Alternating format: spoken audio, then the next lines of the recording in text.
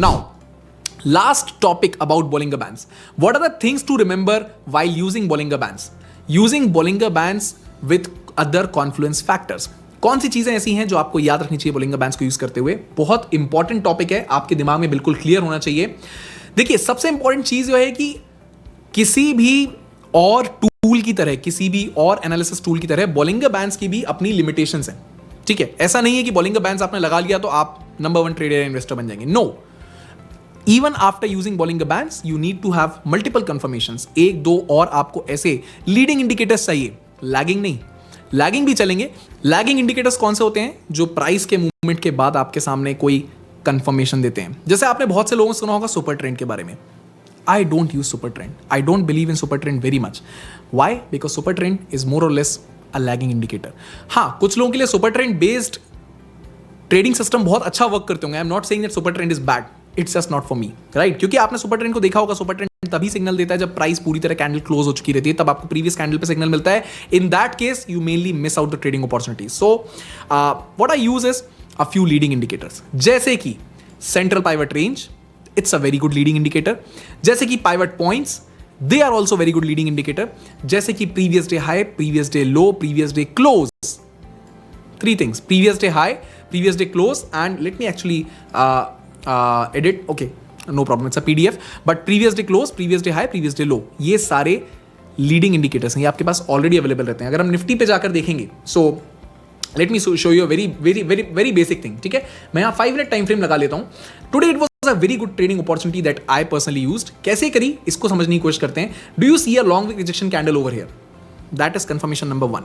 Second, confirmation number 2. Do you see that there was a previous day close over here? Right?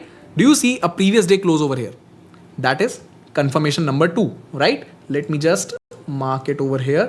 This is the previous day close. Right? That is confirmation number 2. कि यहाँ पे कुछ activity possible है, because previous day close is again, it can act as a good area of support in case of downfall. Market previous day close से ऊपर open हुआ है तो प्रीवियस डे क्लोज पे आके सपोर्ट ले सकता है. Confirmation number 2.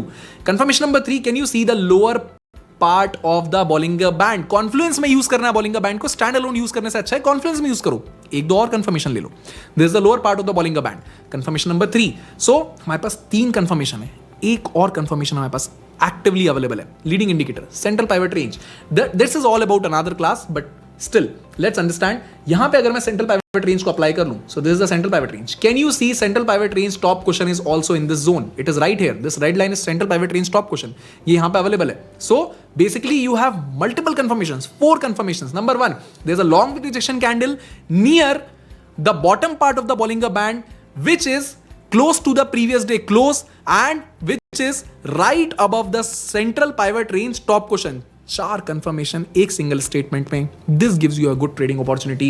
This actually gave me a good up move up till the upper part of the Bollinger Band, which was around 67 points. 67 points in Nifty is a very good up move to trade, my friend. So Bollinger Bands को आप इस तरीके से use कर सकते हैं other factors के साथ कंबाइन करके.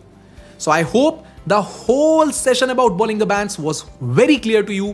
आपको इससे फायदा होगा, आपको इससे ट्रेडिंग सिस्टम्स डेवलप करने में, इन्वेस्टिंग सिस्टम्स डेवलप करने में फायदा होगा. अगर आप एक लॉन्ग टर्म इन्वेस्टर हैं तो आपको बाय ऑन डिप्स स्ट्रैटेजी में Bollinger Band को कैसे यूज करना है ये समझने में फायदा होगा. अगर आप एक स्विंग ट्रेडर हैं तो डेली टाइम फ्रेम पर कैसे कॉन्ट्रैक्शन पीरियड्स को आइडेंटिफाई करना है और स्विंग ट्रेडिंग अपॉर्चुनिटीज ढूंढनी है ब्रेकआउट पर या ब्रेकडाउन पर, ये समझने में फायदा होगा. या अगर आप एक इंट्राडे ट्रेडर हैं तो आपको ये समझने में फायदा होगा कि कैसे Bollinger Bands का टॉप क्वेश्चन या बॉटम क्वेश्चन एक रेजिस्टेंस या सपोर्ट का काम कर सकते हैं.